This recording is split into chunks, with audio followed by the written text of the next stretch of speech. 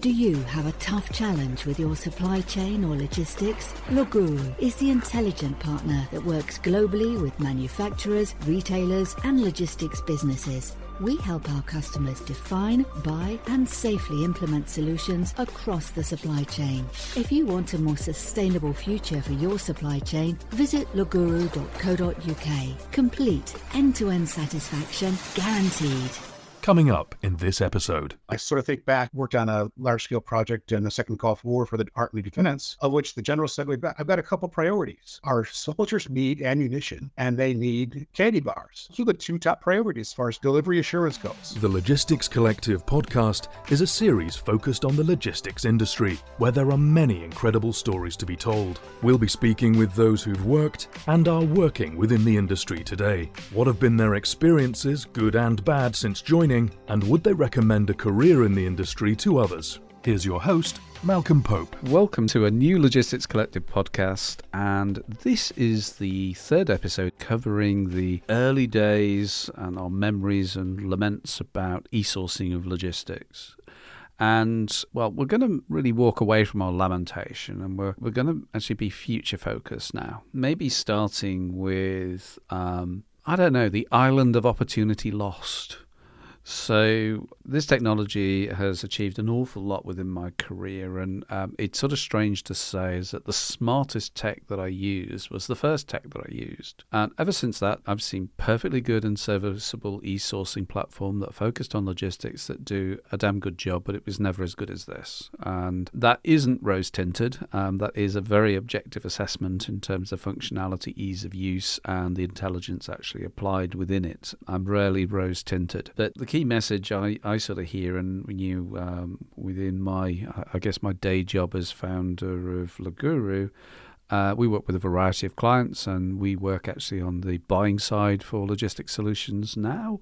But we also work with logistics service providers, and we've had a peek behind the veil. And these guys do a fantastic job. The volume that they have to deal with, the volume of tenders coming into them, and sometimes the challenging nature of both time scale and the quality of information that they're given is an unbelievable challenge to them. I sort of pose a thought in terms of, I have Tom and Paul with me again, and it's lovely to have them here again. What do we think is on that island of opportunities lost? If we would have continued a trajectory, we had successes within the events that we run, but what do you think the opportunities that were lost, perhaps? I think if there's anything that was lost by the lack of widespread uptake of this type of approach, was the loss of visibility at scale. I think if you look at the simplest level of optimization of one vehicle, one route going from A to B, if they can come back from B to A full, it's perfect. Life doesn't work that way, but if they can get to that, as soon as you start going to large numbers of lanes, large numbers of loads, variations over days, over weeks, over months, over years, for a single company, it's harder to optimize. The only way to really get to something approaching real optimization is scale. It's across companies. It's a wider market with more participants being able to see more of what's happening. Heavens, Tom, that sort of sounds like collaboration. Let's come back to it. What are your thoughts, Paul? What's on the island? What's on the island of opportunities lost? Well, I think, one of the buzzwords these days is resilience. And so I think, by not using this discipline, and I think the pattern of category management and reusing existing spreadsheet-based RFP options, is that we haven't grown iteratively over this time to include more of the things that have cost us money over time. And so having a model and analytics that you continue to add to sort of incrementally based on how the market and things are changing could have helped us avoid a lot of the disruptions that we saw. You look at things like hard drive manufacturing was, 90% of the world's capacity was in a very small part of the world. Now it's a very elementary part of risk management now that you could factor into how you would allocate that, but 90% of the market was impacted by flood in that particular region. So I think, that sort of resiliency is one sort of area. The second one is the sustainability, especially as that relates to logistics.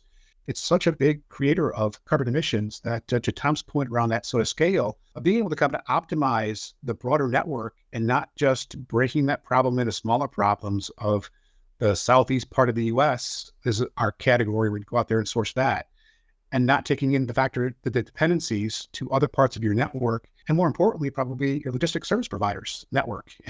They can go ahead and become more operationally sound and efficient as far as that goes. So I think the sort of combination there of those two factors are opportunities that we've wasted: resiliency and sustainability. Okay. And looking at that, I mean, is that pointed more towards the logistics service providers, or is it pointed more to the shippers, i.e. the customers of LSPs? Both? Yeah, I think that's a both. Yeah, because I think it must be both. If you really want to look at the end tier of supply chains and optimizing that, I think that's exactly what Tom's talking about with scale. Okay. And so, sort of within this, there is an argument I've used, or a statement I've used, to get to total optimization, to get to the perfect solution, you've got to optimize everything, which is a long way of saying is boiling a whole ocean to make a cup of tea. But there are diminishing returns within that. But I absolutely do say that you have to have some scale in order to be able to get to something that is more optimal than today. I think my feeling of lost opportunity is not really, the sense that the LSPs haven't really picked up really smart solutions to help them buy their services better and to be able to manage their inbound tenders and to actually go and see where is the opportunity for profit improvement that they could have, and how could they balance their networks together, and how could they go prospecting for businesses that would not just add to, that normal slide of wonderful brands that they're working with or those dots on the map, but actually the most important thing, which is allow them to have a really good tale to talk about sustainability and how they could really drive that, and also how they could make more profit, because, in the new world, they're going to have to invest like crazy for new sustainable solutions. And so they need to make more profit. And so how are they going to achieve that by being stuck in the current pattern? I don't know. Yeah, I think you hit on that too, because if you look at the shippers, sustainability is increasingly important to all their suppliers. And they're really sort of getting in the knickers. And so I do think that the LSPs are going to be under substantial pressure in future months and years, if not already, to demonstrate what they're doing to reduce their carbon footprint, and to be able to quantify that. And I do think of large consumer goods companies that I've worked with that have looked at and gone through their suppliers across a wide variety of different categories, but logistics in particular, to ask them for more transparency about who their suppliers are.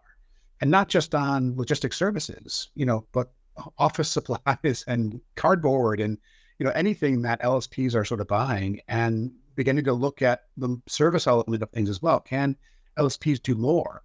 Pack boxes, work distribution centers, not just a single service. And so I think from a buying perspective, as Thomas said about scale, but I think embracing the complexity, knowing that you have the analytical horsepower to be able to solve that and boil it into an outcome-based, trade-off-based sort of scenarios, that's a really sort of important dynamic that folks should be taking advantage of, instead of kind of the pre-baked heuristics in a spreadsheet that we've been using for 10 years. I think there are elements that are well represented by looking at e-commerce, who arguably, in terms of some of the providers within there, are providing end-to-end supply chain and order management for, in reality, for brands. And so if you want one sort of sense of direction could be that our logistics service providers begin to look a little bit more Amazonian. So they need to grow taller, and I would say too, retail is a good sort of model there. There's a large box put together, you're a self-furniture company that really looks at things from what they refer to as forest to floor. Yeah. And so when they look at how they optimize that, if you think about it, they also refer to it as A to D from a transportation logistics point of view, which is I have an initial starting point. I have an option of shipping it, any number of ports as the B. So from A to B is from, the forest to a port, then from the port to another port, then from that port to its end destination type of thing. And optimizing all those things, you've got land, you've got ocean, you've got land, you've got other options as far as barges and that kind of stuff go. But looking at that full A to D optimization component was a vision they had that they began over 20 years ago. And now they're executing on that to really great effect. And they've been able to add more and more of their network, more and more of their things that they buy into this sort of model, this approach. I think there's almost a philosophical loss that I can see over the period, because the approach that we were taking was very analytical. It was very two-handed of, I'm going to help you do better for me, and I'm going to do that by giving something back to you. Have that won over more participants on both sides of the market. I think the attitude towards things, generally technology, would have been better than the fact that general e-procurement tools have been used to buy logistic services, which gives technology a bad taste because it's not really the right set of tools for the job. So it makes technology look bad. So let's keep technology back because it's really just nothing but pain for us. Yep. I also think it comes at the expense of innovation and competition. So I think, when a company does embrace this and they've got the competitive differentiation, then the ones that lag get swallowed up. And that's not good for the end consumers, because without that competition, then the larger company can dictate pricing. And that generally comes as inefficiencies in the marketplace. Whereas technology like this could be the great equalizer, where we can vet out innovation. And we could look at different competitive operational models. We can evaluate sort of more options that way. But if we're limited in the options now to 3 large companies that are working in archaic ways, it comes at the expense of sort of innovation and new entrants. And I think that's particularly relevant when we look at things like sustainability, or even just the broader environmental sustainability and governance topics in general, that they're such an important piece to the board now that we really do need a lot of competition in there to vet out what are the effective operational models here that are going to win. And so I think we lose on the innovation side of things, the fact that people have not embraced this buying approach sooner. For me, I would look at some level of sadness in terms of, we can talk about Tom's further development and the wonderful world of collaboration, and I'll give a shout out to an organization called LUPEG, and that's on lupeg.com, which is ELUPEG, which is the European Logistics Users, Providers and Enablers Group, which I had an involvement more than a decade ago in terms of helping to manage a collaborative working group focused on FMCG. And they were seeking to drive a level of collaboration in order to be able to deal with the empty running that was endemic throughout European logistics operations. Now, we'll come to that, but my view is, if I look at it, modal shift is something that we should seek to drive. But the difficulty about modal shift is that unless you're looking at the big picture, and the big picture informs investment in infrastructure and investment in new services. And if you don't take that big picture, you're always going to be stuck on a truck. And I find it fascinating as an island, in the UK as an island, as a series of islands, an archipelago, if you like, that we do so little distribution, intra the island of Great Britain. So we have ferry services that go to Ireland, ferry services that go to continental Europe, but we are way less than 1% of total volume of anything shifted that gets moved by sea. And the furthest point away you can be from a port in this country is 89 miles. So you then look at it and say, well, okay, why aren't we doing something different? Well, the reason why, nobody's going to invest in that because, well, they're not going to go and invest in a load of new ferries and a load of new ro-ro operations or container ship operations on the basis of a whim. I will build it, they will come. Well, that's not going to happen. So, it's really sort of building on what you said before. If you can show people the facts, you can give people the data, you can all of a sudden say, hey, we should be doing this. And by the way, roughly, it's 50 times less emissive by unit weight to move on even a smoky old ro-ro ferry than it is on a truck. Also in terms of creation of rail services, or why can't we actually use this big view of data to be more creative? That's, I think, is one of the biggest losses. Yeah, and I think a lot of that relates to the LSP's inability or unwillingness to invest in forecasting tools. because that forecast accuracy, is sort of one big component of uncertainty, right? From a planning horizon, I'm much more effective dealing with actuals. I know here my sort of orders here, versus the farther out I go in my planning horizon, the more uncertainty I have, and the more I expose myself from a risk management perspective. So I think that idea, sort of the concept here of forecast accuracy, is something that is undervalued by LSPs in particular. And they should have probably more confidence, or at least should begin to put confidence ratings on their sort of planning exercise, so they can take advantage of these multi-modes. And then also, I think category management gets in the way a lot of times from a shipper perspective, because they do make it difficult for LSPs by breaking their RFPs down into ocean, less than truckload, small parcel, air freight, and they're asynchronous. Very few of the shippers go out there with all those modes at the same time to allow for folks to look at optimizing or suggesting, hey, if you can move some of that from less than truckload to truckload, here's what you could save. And so there isn't a lot of sort of planning that gets sort of invested in, and the asynchronous nature and the different planning horizons for the shippers and the LSPs. I think those are all timing issues that kind of get in the way of a more efficient market. I'd certainly agree. What's my qualification? What's my qualification within that? LSPs receive data through tenders, and they either win or lose it. Well, okay, the first view, they'll triage it. Do I want to respond to this or not? Yes, no. Okay, and then I'll respond to it, and then I'm either going to win or I'm going to lose it. But all of that data is still present. And so somewhere there exists arguably a poorly coordinated lump of massive data when some of these guys are receiving 100 tenders a week. There is a massive amount of data, and reality is that for an awful lot of market sectors, the data stays fresh for a pretty long time. And so even looking at it on a historic basis, you could turn around and say, okay, there's gold in them that hills. You could go and look at that and say, okay, I need to think about this big data differently. But then, okay, go ahead. Go ahead, Paul. Just to reinforce that point with a real life case study or use case is look at airlines and when you're going to book a flight, and it'll tell you what the on-time percentage is.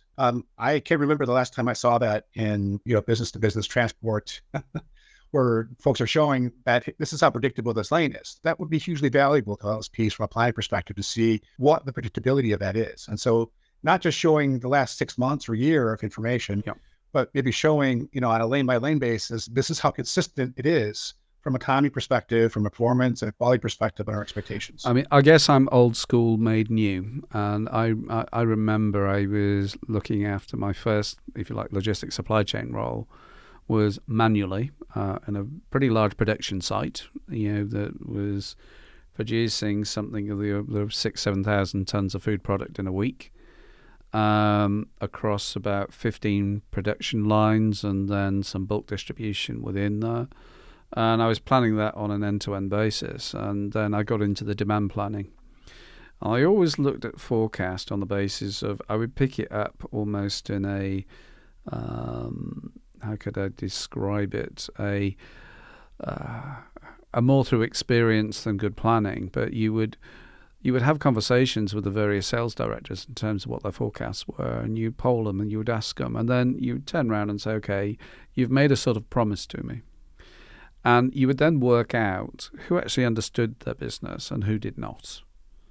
And so you would then put a greater or lesser validity in terms of that forecast on the basis of how reliable has this person been.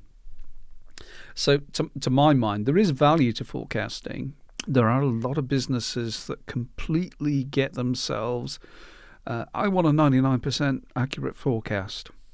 Okay, then, when is the brain implant going in everybody so that we can actually understand what are they going to want to do next, and when do they change their mind? And that is the only way that you can sort of really get to it. But there is certainly a need. I mean, the quality of information and quality of data. I mean, okay, we can talk about cleanliness of data. I mean, even at this stage, you would sort of argue pretty much everybody's systemized to some extent.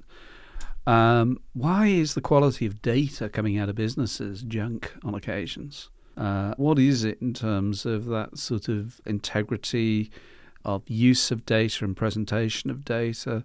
Why does it always, it's not a solid piece of cloth. It looks like lace. Well, I think in my experience, it's because companies will make as good use of data as they can that suits their needs, but not worry about how well it suits anyone else's, even their trading partners, so that they're happy with what they're seeing, but it may be only 30% of what a good trading partner needs to see in order to be a better trading partner. And there isn't an attitude of, I need to make them better so that I get better. Certainly, and absolutely agree there. I have a real question. I mean, what other prizes do you think have been missed? I would say, coming back to your previous question as well, that there's a lot of silos of information. It kind of builds off what Tom's point is here, which is the silos satisfy the people in the silo, or as you've talked about before, Malcolm, the bubble. So you're in the bubble. This is important to us. This is what my manager wants. So we do it that way, but it doesn't roll up so well there. And I think the point that we're talking about here, what's being missed opportunity-wise, is a broader optimization of your business, where you've got the dependencies. So that, as you talked about, Malcolm, we can go into more detail here around this sort of bubble in the foam sort of concept here, where you want to look at it, as a sort of optimizing things, but where you can optimize, you want to go back into this sort of broader opportunity at the foam to find opportunities for additional efficiencies and sort of savings as far as that goes. But I don't want to steal your thunder, Malcolm, as far as the bubble. And No, I mean, it's, for me, the reality, I prefer bubbles to silos. I don't want any nuclear missiles, thank you very much. Bubbles seem more comfortable somehow. But for me, it's basically looking at any organisation and the way that they organise their logistics quite often is disconnected. So we'll talk about things like collaborative planning and forecasting and all of that. And so there might be some relationship with our customers that might have a little bit more collaboration ongoing with it. With the suppliers, perhaps less so. So the vertical view, there's some evidence of that. On a horizontal view, there's sort of less so. And so the sort of bubble and foam concept is well, okay, you put all of your operations within the bubble. And there are going to be some that you can't improve. If it's a full truckload going A to B and there's another full truckload going from B to A, how can you do better than that? But you then might go to the next level, which is, well, okay, I've got something that's sort of acceptable and it's optimized. It might be a multi-drop. But you might have a question is there a better option for that? Because multi-drop will involve quite a lot of diverting mileage and, some level of loss of vehicle fill over a period of time. And so, therefore, is that the best solution? And, it is if you're operating in the bubble. And then you're going to have other stuff that is you can't optimize. You can't put it together with anything else. And so what you're then saying is that the market will optimize that. And so my simple proposition is that if we could think about this differently and say, well, okay, what should remain in the bubble? And then, you've then got a connecting foam of intelligence that turns around and says, okay, I'm going to search for something that makes me whole, that makes, that is more sustainable, more cost effective, more service effective. I think, but that means that you're sort of saying, well, okay, you're taking what is already quite a complex problem for a single organization to solve, and then you're saying, oh, it's bigger than my brain can understand. And that's the point in my mind whereby that's the point you say, all of this new technology stuff, all of this AI, all of this stuff that's actually out there, how can we actually ask it a bold, really searching question about stuff that we don't know how to solve and we maybe don't understand? But if you can provide me with that solution, it's going to make a massive difference both to the profitability and survivability of my own business and its sustainability. Sorry, but the challenge is always going to be if all you're asking about is what's in your bubble, you'll get a better answer, but it's going to be a better answer only based on what you've already got. Unless you've got everybody else's phone, you're never going to get a better answer. Because what's always going to be a better solution is a single delivery, because if you have one delivery a day and it has everything you need in it, that's going to be better than a bunch of multi-drops that each one gives you something of what you need. But to get that, you need a very different philosophy to how you're going to deliver your products. How are you going to collaborate with potentially your competitors? I'd also think there's an opportunity not just in the macro network sense of data across the collaboration aspect, but in the detail of your own data. I sort of think back into I worked on a large scale project in the Second Gulf War for the Department of Defense, of which the general said, I've got a couple priorities. Our soldiers need ammunition and they need candy bars. Those are the two top priorities as far as, delivery assurance goes. But when you looked at the order of detail, we didn't have that level of detail in there. So how can you prioritize or optimize some of this stuff when you don't have the associated detail? So oftentimes when we look at the shipment data in particular, it's abstracted to a degree that you really can't look at that. And so I think attribution and more detail in that would also help you make a much more nuanced piece to say, hey, I can slow roll this because this commodity is not that important. I do need to fast track this.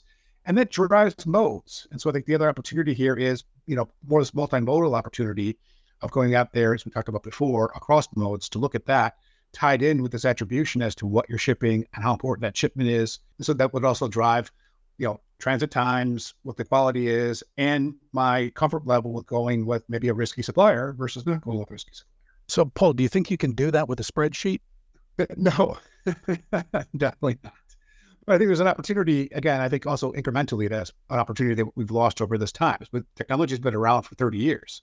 And had you started 30 years ago, you would have built out a model incrementally every year that would have gotten better.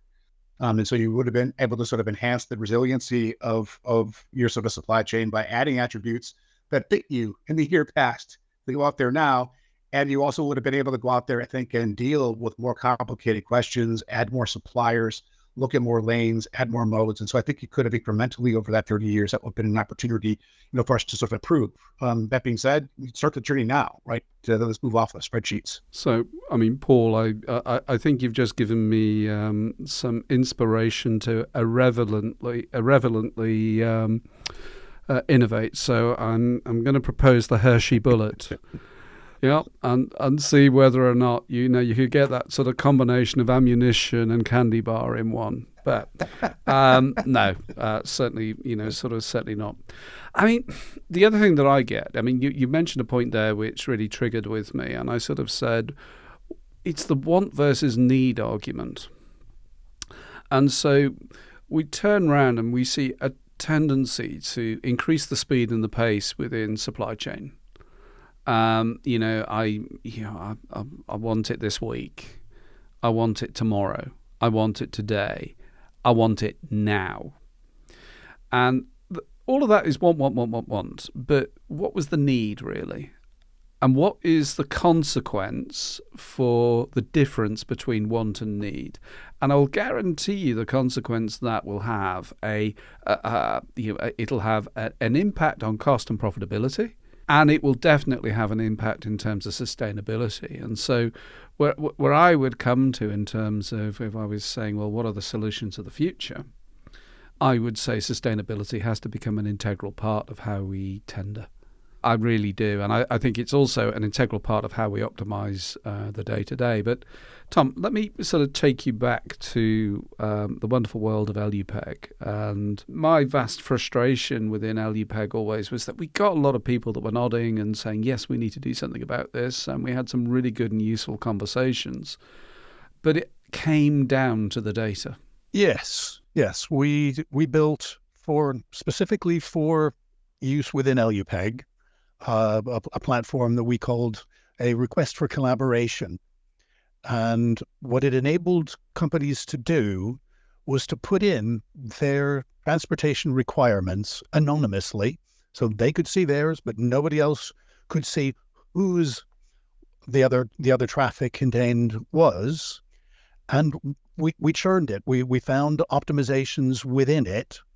And then we were able to introduce collaborative partners and say, we've found these lanes where you can run 2/3 of the whole thing full now, whereas at the moment it's running at least 50% empty. And therefore you guys should be able to go to your suppliers and say, how do we optimize this?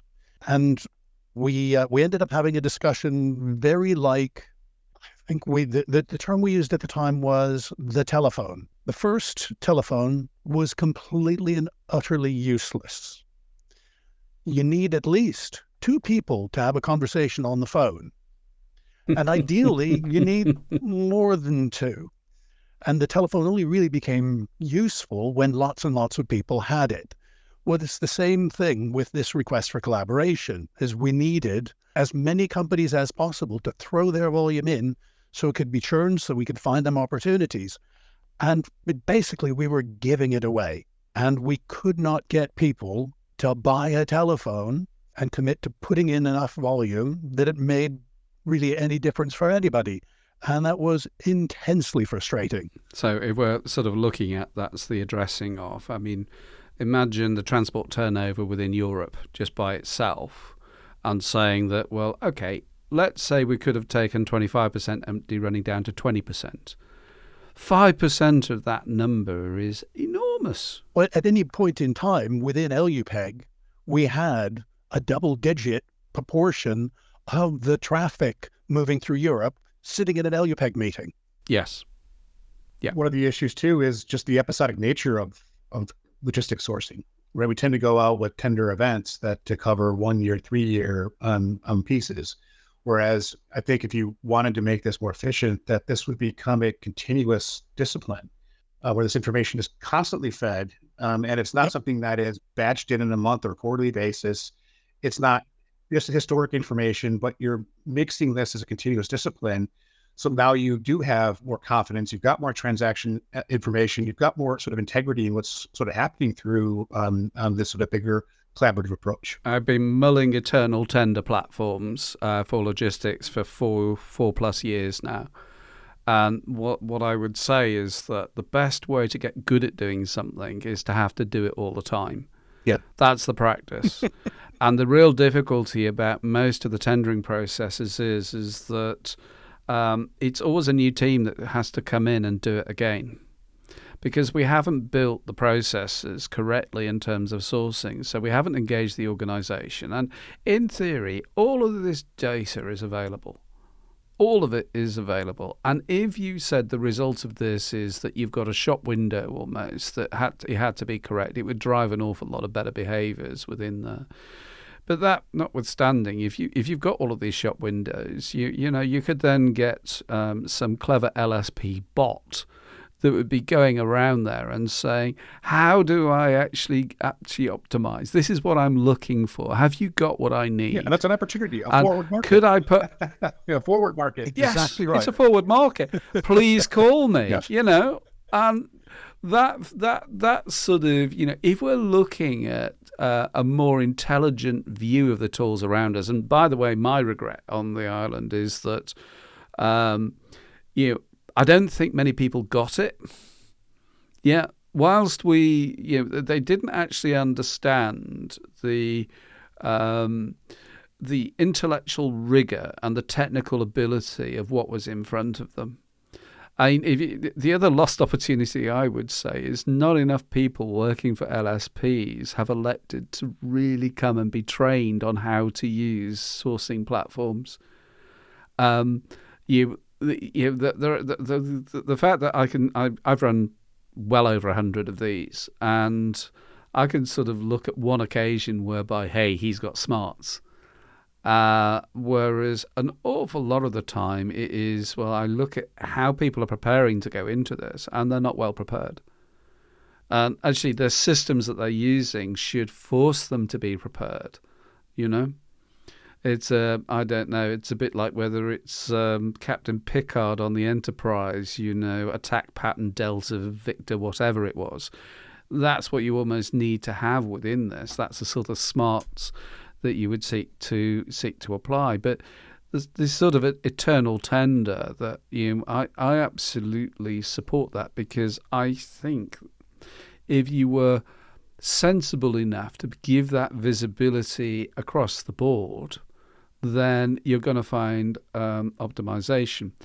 The core fear, I always remember, we want a major retailer wanted to come and be part of LUPEG. And I always remember the FMCG folks around me going, oh, no, we can't have one of them in here. And the truth of the matter is it was a missed opportunity.